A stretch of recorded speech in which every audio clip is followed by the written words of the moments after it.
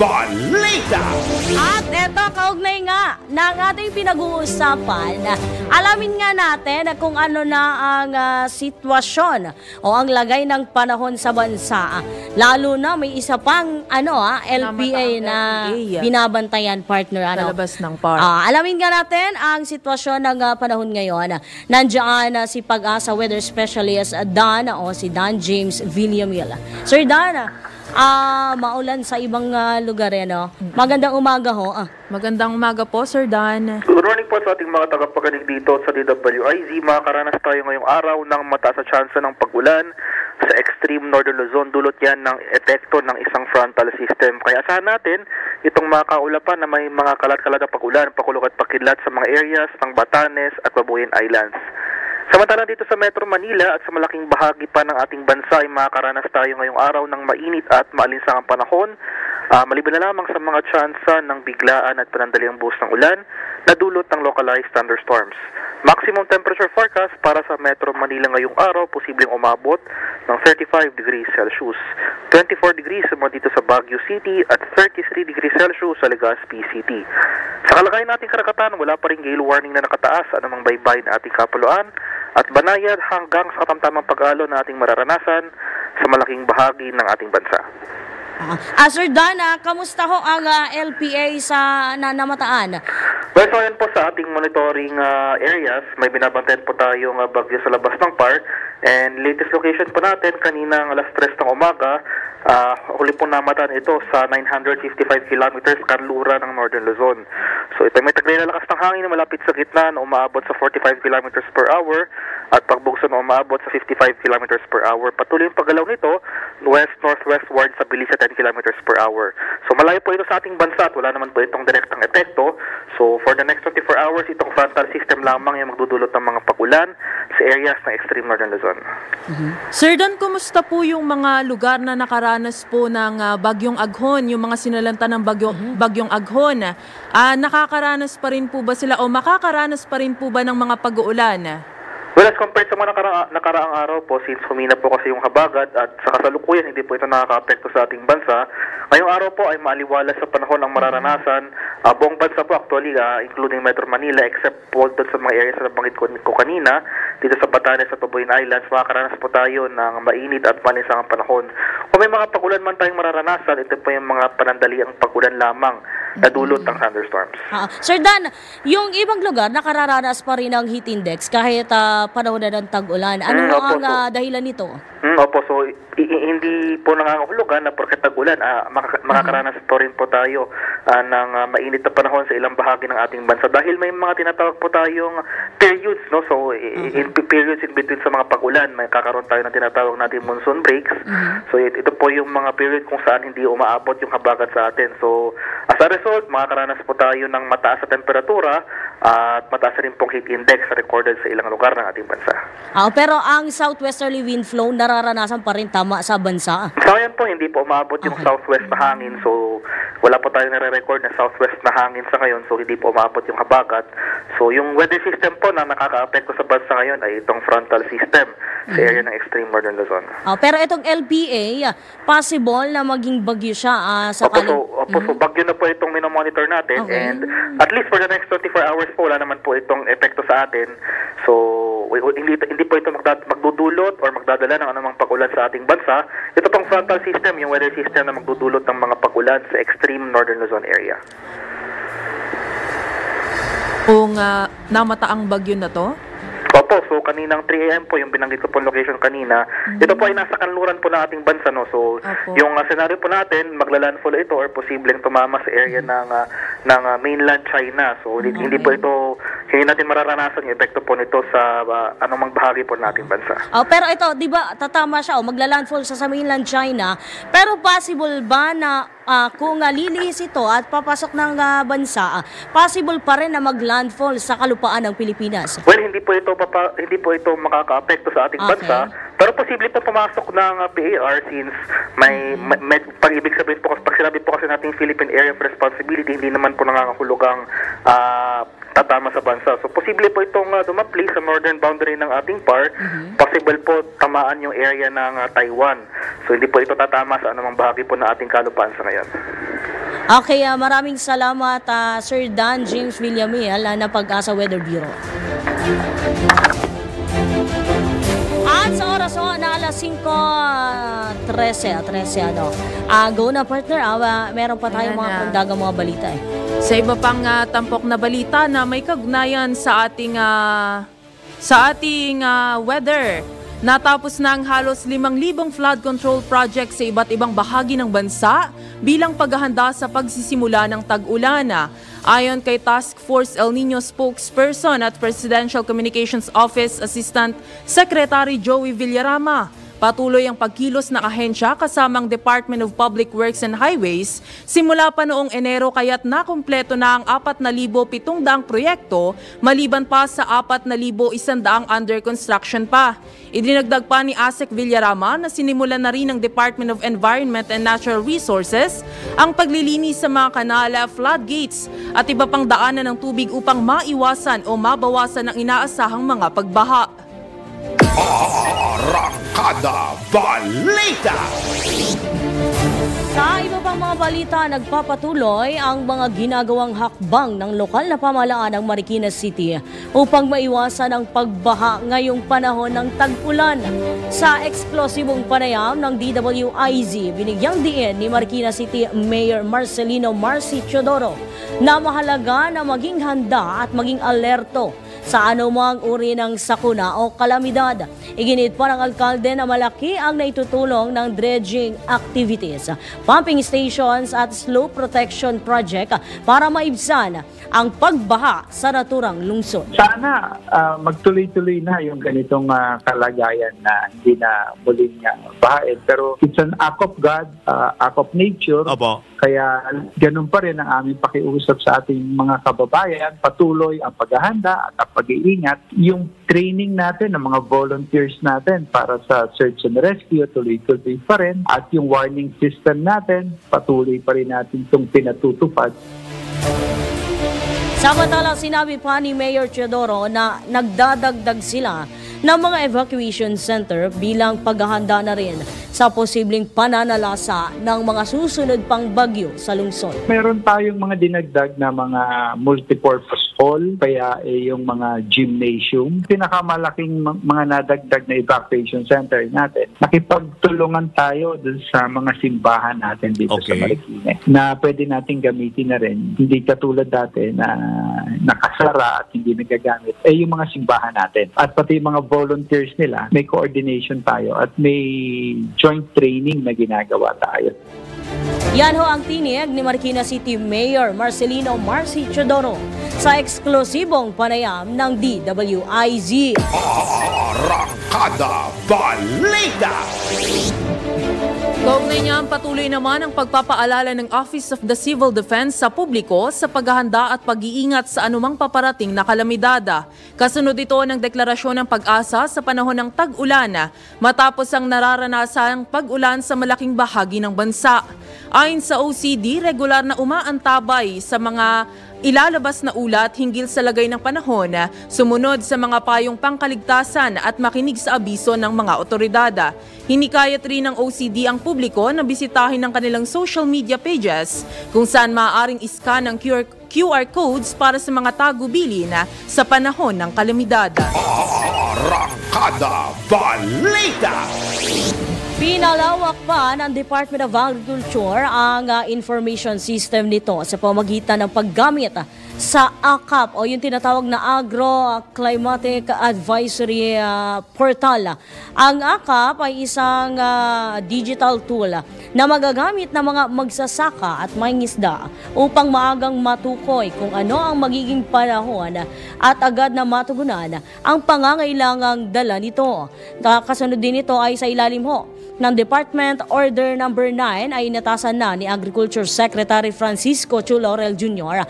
ang lahat ng rehiyon na bumuo na ng information service at matapos anyang bumuo ay pagsasama-samahin ang lahat ng impormasyon sa isang web portal lamang at madali ring maipakakalat ang datos sa mga magsasaka at mga mangingisda na magandang paraan bilang paghahanda na rin sa climate-related risk gaya na lamang ng ng La Nina phenomenon. Arrancada Balita. At sa iba pang tampok na balita, umakyat na sa halos 58 milyong piso ang halaga ng pinsala sa sektor ng agrikultura at pangisdaan bunsod ng pananalasa ng bagyong Aghon. Batay sa datos ng Department of Agriculture, sinalanta ng bagyo ang halos 2,000 metriko toneladang palay, mais at high-value crops, habang 165 naman ang naapektuhan sa mga hayop sa Calabarzon at Mimaropa Region. Nasira rin ang mga agricultural facilities sa Calabarzon na nagkakahalaga ng 965,000. Dahil dito ipinamahagi ng DA ang mahigit 23 milyong piso na halaga ng binhi, planting materials at biocontrol measures sa mahigit 1,000 mga magsasaka mula sa mga apektadong rehiyon. Arrancada Balita.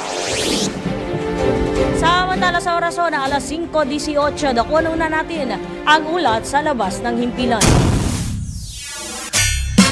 Makasaysayang keynote address ni PBBM o ni Pangulong Ferdinand Bongbong Marcos Jr. sa Singapore, inaabangan ng defense leaders sa buong mundo. Ang detalyeng hatid ni Patrol 13, Gilbert Perdez. Inaabangan ng makasaysayang pagharap ni Pangulong Ferdinand Marcos Jr. sa mga defense leaders sa mundo sa pagbubukas ng 21st edition ng International Institute for Strategic Studies o ang IISS Shangri-La Dialogue sa Singapore. Ang Defense Forum na ito sa Asia ay arangkada ngayong araw, Mayo at 31 hanggang Hunyo at 2 yan ngayong taon. Si PBBM naman ang kauna-unahang leader ng Pilipinas na magtatalumpati o maghahayag ng keynote address sa Shangri-La Dialogue na ayon sa Presidential Communications Office ay magaganap mamayang alas 8 pa ng gabi. Maliban dito, inaasahan ding dadaluhan at panonoorin ito ng mahigit 500 delegado mula sa defense at security establishments ng mahigit 40 bansa sa buong mundo. Patrol 13, Gilbert Perdes para sa himpilang may todong lakas. DWIZ, nagbabalita ng tama, naglilingkod ng tama. Arrancada Balita. At sa iba pang balita, lisensya ng driver sa road rage sa Makati sinuspindi na ng LTO. Ang detalye ng balitang yan ihahatid ni Patrol 45 Raul Esperas. Sinuspindi na ng Land Transportation Office o LTO ang lisensya ng driver ng Mercedes-Benz na namaril sa isang motorista sa kabaan ng Ayala EDSA sa Makati area. Sangayon kay LTO Assistant Secretary Attorney Bigor Mendoza, ang driver na si Gerard Raymond Yu ay kakasuhan din nila ng kasong reckless imprudence resulting to homicide. At ito ay bukod pa sa kaso na ipasasampa ng Makati PNP dahil nga sa pagkakapas lang o sa road rage na naganap sa Makati City. Gayunpaman, sasailalim sa proseso at maging ang may-ari ng Mercedes-Benz na nakarehistro ay pagpapaliwanagin din ng Land Transportation Office. Raul Esperas, Patrol 45, nagbabalita ng tama, naglilingkod ng tama sa himpilang may todo lakas, DWIC. Arrancada Balita. Maraming salamat, Patrol 45 Raul Esperas. Samantala, ang Abu Sayyaf member na may kinakaharap na patong-patong na kasong murder at frustrated murder, patay matapos manlaban sa mga operatiba ng PNP. Alamin natin ang detalye, ihahatid yan ni Patrol 17, Jopel Pelenyo. Nasawi ang isang miyembro ng Abu Sayyaf Group matapos ang ikinasang joint operation ng mga otoridad sa barangay Tandubas, Tawi-Tawi sa ulat na natanggap ng Campo Crame na kilala ang nasawing ASG member na si Udon Hasim na may mga alias na Uto at Ka Base sa datos ng pulisya, may kinakarap na 17 warrants of arrest ang Abu Sayyaf member dahil sa kasong murder at 4 na arrest warrant para sa kasong frustrated murder. Isinakatuparan ang operasyon laban kay Hasim ng pinagsanib na pwersa ng Intelligence Group, CIDG at Special Action Force o SAF.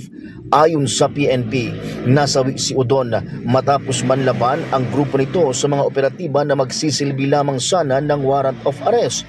Kabilang naman sa mga nasugatan ang ilang miyembro ng PNP SAF at 4 na kasamahan ni Udon. Ito si Patrol 17 Chopel Peleño para sa Impilang May Todong Lakas, DWIZ. Nagbabalita ng tama, naglilingkod ng tama. Kapag may bagong balita, naka-on air, agad-agad, DWIZ Patrol Report.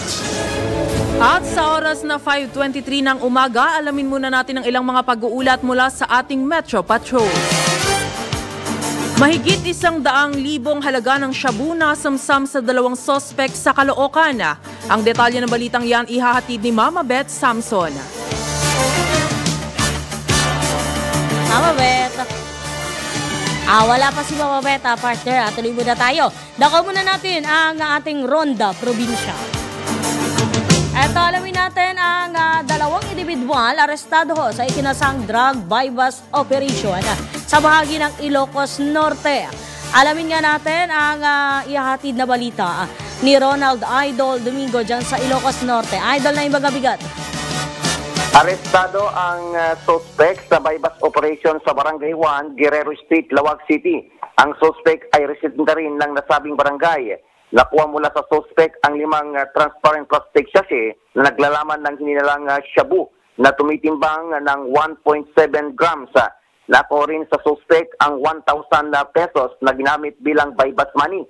Samantala naresto naman ang isa pang suspect sa isa pang drug bypass operation na isinagawa sa Barangay 40, Buyon, sa bayan ng Bakara, Ilocos Norte, kung saan isang transparent plastic sachet na naglalaman ng hinilang shabu at 1,000 pesos ang ginamit bilang bypass money. Hinilala naman ang suspect na si Patrick Jason E. Avila, 36 years old, may asawa, drug surrendery at presidente ng Barangay 8 Margaay sa bayan ng Bintar, Ilocos Norte. Sinabi ng suspect na residente rin sa lugar na hindi niya pang-aari ang mga ebidensya laban sa kanya at tinanong niyang hindi siya nagbebenta ng illegal na droga.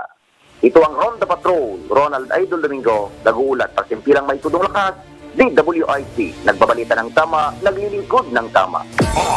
Arangkada Balita. Maraming salamat Ronald Idol Domingo mula dyan sa Ilocos Norte. Samantala magbabalik po ang Arangkada Balita makalipas lamang ang ilang paalala. Ang oras 26 na minuto makalipas ang alas 5 ng umaga. That time check was brought to you by Whirlpool Home Appliances that make everyday living so much easier. From washers, dryers, refrigerators, microwave ovens, cooking products, to air cons, air purifiers, and dishwashers. Whirlpool, sensing what matters today. Making your world a little easier. Whirlpool. Arangkada Balita. Sa oras na alas 5:33, nagbabalik ko ang Arangkada Balita. Sa ngalan pa rin ni Miss Judith Estrada Larino at Drew Nasino, kami pa rin ang inyong lingkod. Ako po si Mayan Day Palma. At ako naman si Jelly Mendez. Arangkada Balita. Ay, sa mga pagkakataong ito, nasa linya na ho ang spokesperson ho ng Toll Regulatory Board, si Sir Julius Corpus. Sir Julius, magandang umaga at maraming salamat sa pagbibigay ho ng oras sa napakaaga ng alampag. Si Ate Hias, at maraming salamat ho sa pagbibigay ng oras sa amin. Ma'am Marian at Ma'am Cherry, isang magandang umaga po sa inyong lahat. Sa lahat po nating kasamahan dito sa DWIZ at sa lahat po ng mga masugid ninyong taga-subaybay sa inyong programa sa Arangkada. magandang umaga po. Sir Julius, ito, umpisa na natin dahil magkakaroon ho ng exempted sa toll hike ang mga agri-truckers. Tama ho ba, truckers o trucks? Ito, kailan ho ipatatupad ito, Sir Julius? Kasi may ilan na sabi June 4, may ilan din na nagsasabi ng June 1. Ano ho kailan ho talaga ang ipapatupad? Maraming salamat po, Ma'am Marian at Ma'am Jelly. Ito yung pong June 4 natin, ito po yung pagpapatupad ng panibagong toll fee natin sa NLEX. Ito po yung final tranche or second tranche nung dati nating naaprubahan ng toll fee adjustment last year.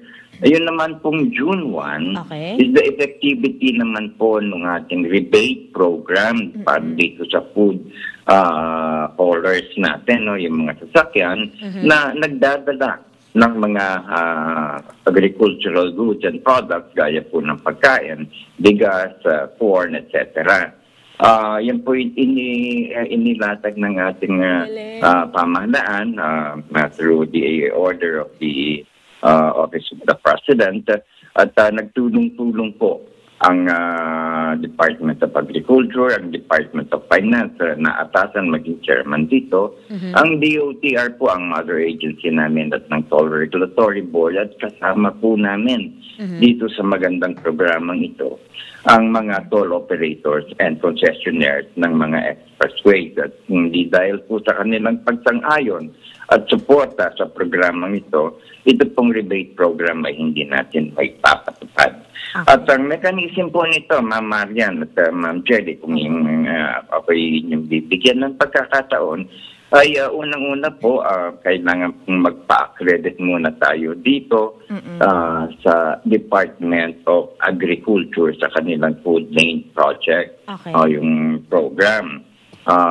After getting the accreditation from the Department of Agriculture, mangyari po lamang ay makipag-ugnayan itong mga sasakyan ito, truck, anumang sasakyan siya, basta may authority siya na bumaybay ng kalsada, ng expressway, ay makipag-ugnayan sa AutoSweep at PC Trip. Nang sa ganon, ma-enroll sila dito sa rebate program na to. At pagka successfully po silang nakapag-enroll, na ibigay nila yung mga documentary requirements,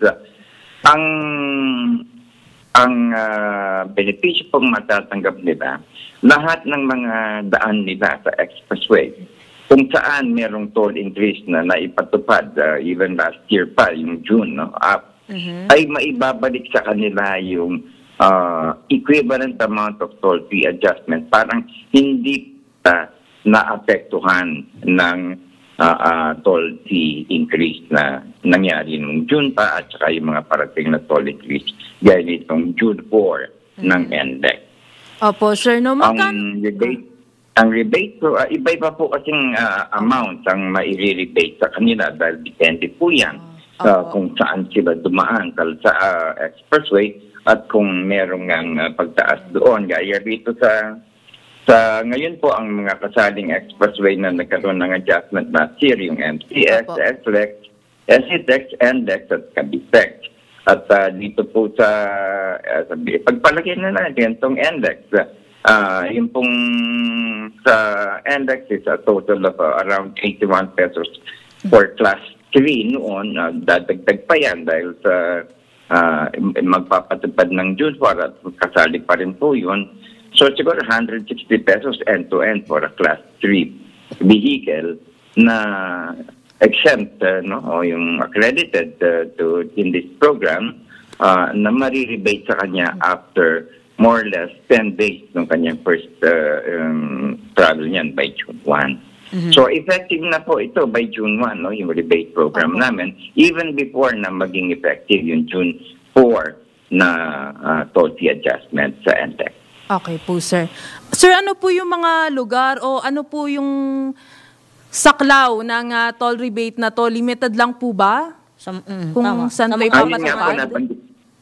Nabanggit po, Ma'am Marian. Opo. Yung mga adjustments that were, na nagkaroon ng adjustments last year, ang mga expressway na yan are the following: yung MCX natin, yung SLEX natin, SCTEX, NDEX, at saka Cavite. Opo. So kung dumaan po sila dyan at accredited vehicle na sila at enrolled sila, ay magkakaroon po sila ng rebate starting lahat ng packages nila starting June 1. So sana po by then, duly accredited na sila at enrolled na sila. Meron na nga pong mga meron na pong dati ng accredited by the Department of Agriculture. Mangyari ay sana ay nakipag-ugnayan na sila for the enrollment naman sa mga toll operator. Sir Julius, kanina nabanggit nyo yung pagpapa-accredit netong mga agri-trucks sa Department of Agriculture.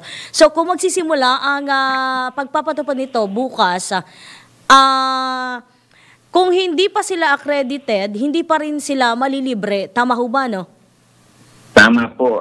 Pangangailangan po yan kasi we have to ensure po kasi Ma'am Marian and Ma'am Jelly na yung nararapat na behikulo mabigyan ng benepisyo para sa ganon ay wala pong pang-aabusong mangyayari na may bibigay sa ibang vehicle o vehicle owner yung benepisyo nitong programang ito. Kasi ang hangarin po ng programang ito, Ma'am Marian and Ma'am Jelly, is upang hindi maging dahilan ng toll fee increase sa pagtaas ng presyo ng mga pagkain na dumadaan sa expressway. Pero kailan ho o hanggang kailan ito ipatutupad sa mga agri-trucks? May limited lang din ho ba o hanggang ngayong taon na lang to o possible na mag-extend pa sa mga susunod na taon? Tama po, Ma'am Marian and Ma'am Jelly. Ang initial effectivity po niyan is 90 days. But pwede pa kong ma-extend yan. Depende po yan sa sitwasyon at pag-aaral at rekomendasyon din ng mga ahensya at ng mga toll operators po natin. Sir Julius, malaki yung pasasalamat ng kalihim ng DA dito po sa programa nyo, no, dahil sa libreng toll fee. Ano po yung reaction nyo dito, lalong-lalo na malaking tulong to sa mga magsasaka? Sir Julius, naipost pa to ni Secretary Kiko Laurel dito sa regarding sa TRB, ito sa libreng agri-trucks nga sa toll fee. Ano nga reaction niya? Kami po ay nagagalak at maganda po ang koordinasyon at pagtutulungan po namin with the Department of Agriculture at they are acknowledging yung pong participation at cooperation po ng DOTR at ng Toll Regulatory Board dito sa programang ito. Sapagkat matagal na po yung programang Food Lane Project ng Department of Agriculture sa pamamagitan po ng additional project nito, ang gaya nitong exemption sa toll fee, ay lalo po siguro silang magkakaroon ng mas marami pang mga bihikulo or mga food haulers na ma-accredit ng Department of Agriculture at matulungan din sila sa pagsibota ng pagtaas ng mga presyo ng mga pangunahing bilihin sa pagkain. Sir Julius, meron tayong dito pag-asa din ng mga vendor mismo. Kasi kung ipatutupad dito, malaking libre at makakatulong din. Possible kaya na ito ang isa sa mga dahilan o magiging dahilan para bumaba ang presyo ng mga pangunahing bilihin sa merkado. Dahil ang reason ng ilang mga vendor na mga veggies vendor natin dyan sa mga merkado, sa mga pamalahan. Kasi ang dahilan daw kaya tumataas din ang presyo yung mga traders nagtataas ng presyo. Ang dahilan naman ng traders dahil din sa mga pag-aangkat nila, sa mga binabayad nila. Ano ho ang inyong pananaw dito? Cost.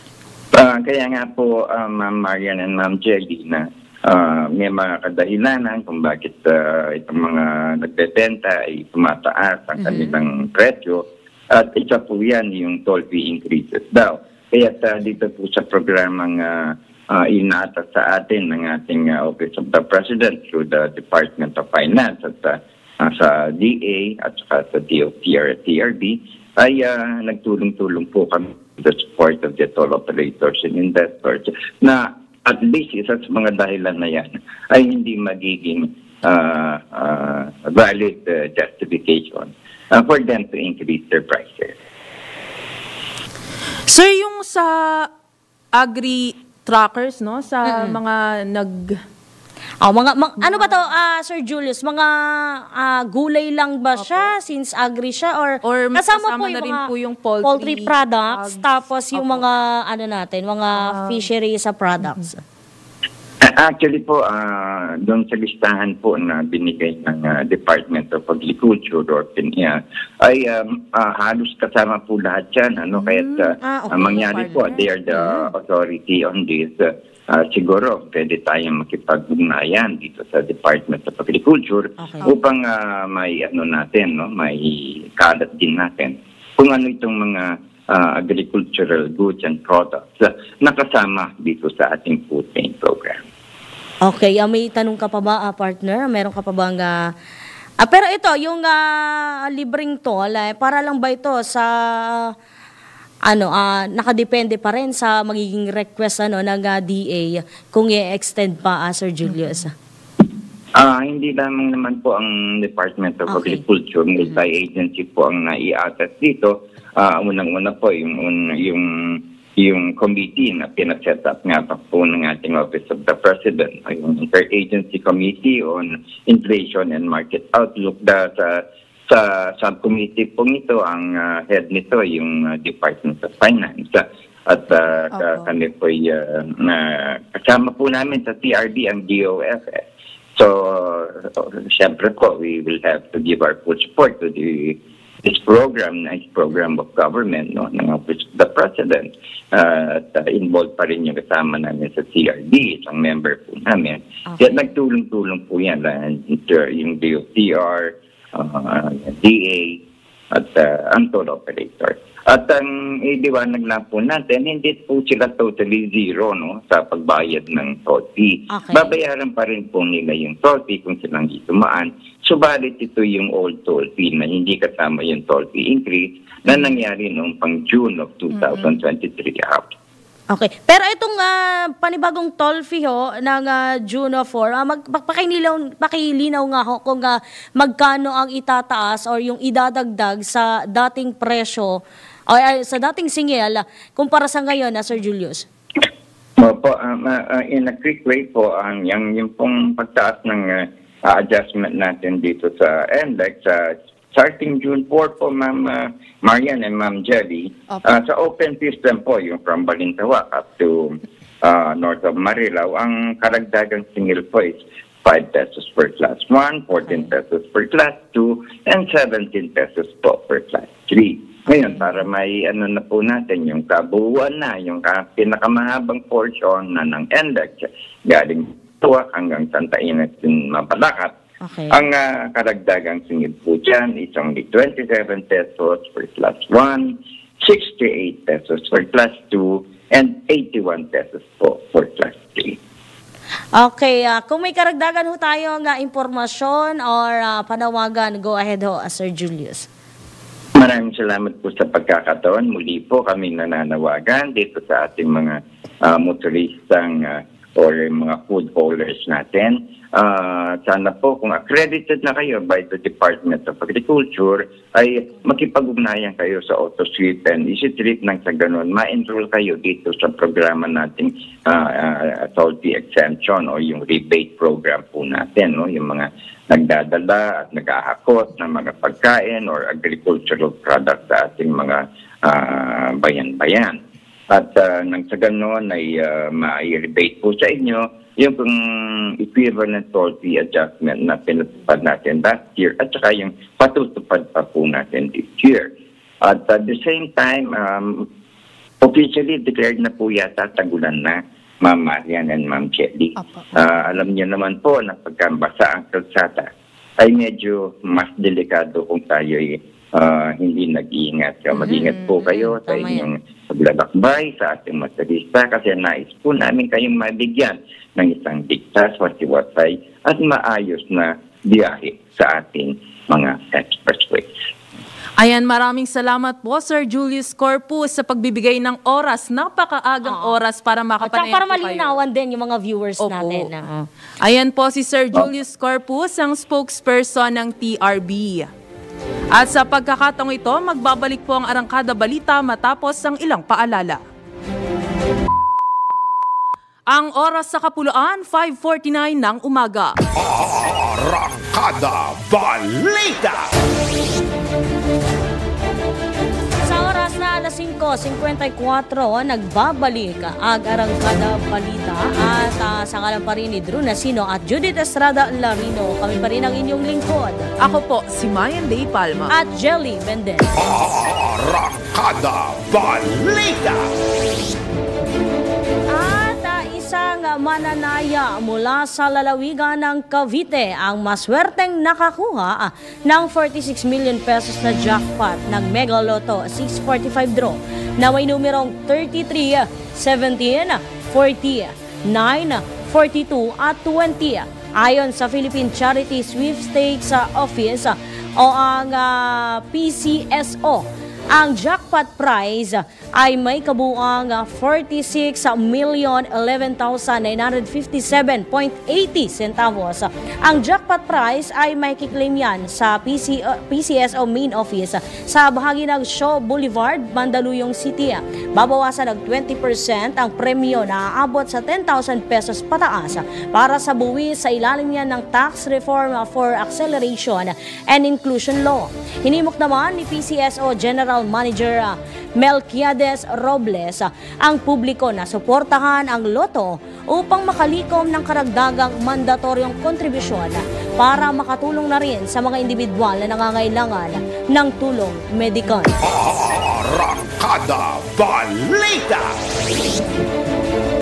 At sa oras na 5:56 ng umaga, tanggap muna tayo ng ilang mga pag-uulat mula sa labas ng himpilan. Komprehensibong flood mitigation project sa Pampanga River, hiniling ng mga LGUs. Ang detalye ng balitang yan ihahatid ni Johnny Gole. Yes, good morning. Hinilingan itong mga lokal na pamalaan dito sa lalawigan ng Pampanga sa Department of Public Works and Highways o itong DPWH flood control system na gumawa ng isang komprehensibong plano o proyekto para dito sa solusyon sa taunang mga pagbaha nitong Pampanga River na labis na nakakapinsala sa ekonomiya at kabuhayan ng mga mamayan. Ayon sa kanilang hiling ay dapat magkakaroon na ng isang totohanang proyekto na siyang lulutas nga dito sa mga pagbabaha o malawakang mga pagbaha sa malaking bahagi nitong lalawigan ng Pampanga at kalapit na ilang lugar sa lalawigan ng Bulacan na pawang mga produktibong mga lugar. Ayon sa kanila ay hindi dapat nakatuon lamang sa dredging at desilting operations itong ginagawa ng kagawaran kundi dapat ay magkaroon na nila ng proyekto na talagang makakalutas dito sa taunang mga pagbaha. Itong operasyon o itong operations ng dredging ay pasamantala lamang o panakip butas lamang o isang band-aid solution lamang ang tawag nila rito dahil hindi rin ito nakakatugon sa mga malawakang mga pagbaha dito sa nasabing mga lalawigan na sa tuwing sumasapit nga itong rainy season o kaya merong mga epekto nitong habagat nila ay dapat panahon na upang gumawa ng isang matibay o itong talagang komprehensibong proyekto ang kagawaran para malutas na nga at mapakinabangan itong mga nakatiwangwang lamang na mga lupain na maaring mapakinabangan kapag malutas nga itong nasabing mga pagbabaha dito sa nasabing mga lalawigan. So yan ang update buhat dito sa Gitnang Luzon. Ito si Central Luzon Patrol. Johnny Gole para sa Impila May Todo Lakas DWIC. Nagbabalita ng tama, naglilingkod ng tama. Arangkada Balita. Maraming salamat Johnny Gole sa Central Luzon. Samantala, ito, balikan natin ang ulat sa ating IZ Patrol. ang mga negosyante pabor na bawasan ang taripa ng buwis sa bigas. Detalye nga ating aalamin mula kay Patrol 5, Aya Yupangco. Nagpahayag ng kanilang kahandaan ang Federation of Filipino-Chinese Chambers of Commerce and Industry Incorporated na suportahan ang itinutulak na panukalang bawasan ang taripa ng buwis sa bigas. Ayon sa kanilang Pangulo na si Dr. Cecilio Pedro, malaki ang maitutulong nito sa taong bayan para maibaba ang kasalukuyang 35% sa mga imported na bigas. Bukod dito, bababa rin ang inflation rate ng bansa at maisusulong din ito ang economic stability ng mga Filipino consumers. Suportado din ng Filipino-Chinese business community ang patuloy na pagtugon ng gobyerno na palakasin ang pagsasama ng bansa upang hindi maging dependent sa imported rice. Handa ang kanilang hanay na tulungan ang pamahalaan at ang mga magsasaka para sa mga makabagong teknolohiya sa pagtatanim para magkaroon ng food security ang buong bansa. Una nang sinabi ni Finance Secretary Ralph Recto na aabot ng hanggang 5 piso ang mababawas sa kada kilo ng bigas kung bababaan ang taripa sa bigas. Ang hakbang na ito ng DOF ay upang matiyak ang abot kayang halaga ng presyo ng bigas sa pangunahing pagkain ng bawat Pilipino. It is Patrol number 5. Ay iyupang ko para sa implemento ng lakas. DWIC. Nagbabalita ng tama, naglilingkod ng tama. Kapag may bagong balita, naka-on air, agad-agad, DWIC Patrol Report. Maraming salamat, Patrol 5, Aya Yupangco. Wala na tayong oras, no, partner. At maraming salamat sa lahat ng umagapay sa amin. Happy birthday muna kay Sir Anthony Larino. Ayan ho ang ex-boyfriend at husband ni ang aming news director si Miss Judith Estrada Larino. Happy birthday, Sir Anthony. Ingat po palagi. At samantala, wala na tayong oras, partner. Ito, abangan nyo ang susunod na programa, ang Usapang Tol. Kasama si Senator Francis Tolentino at si Miss Cecil Villarosa. Muli ang Arangkada Balita sa ngalan pa rin ni Miss Judith Estrada Larino at Drew Nasino. Kami po ang inyong lingkod. Ako po, si Mayan Day Palma. At ako naman, si Jolly Mendez. Nagbabalita ng tama. Naglilingkod ng tama.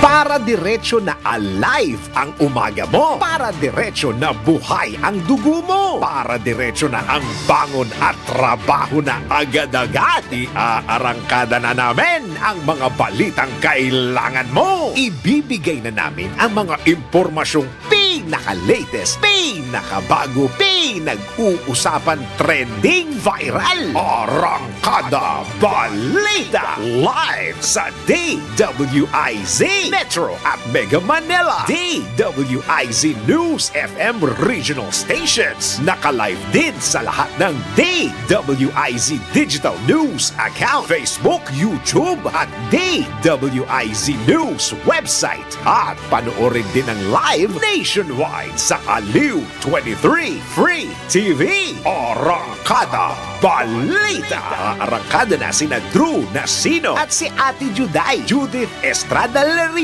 Gising ang morning mo sa Arangkada Balita. Live araw-araw, Monday to Friday, 5 a.m.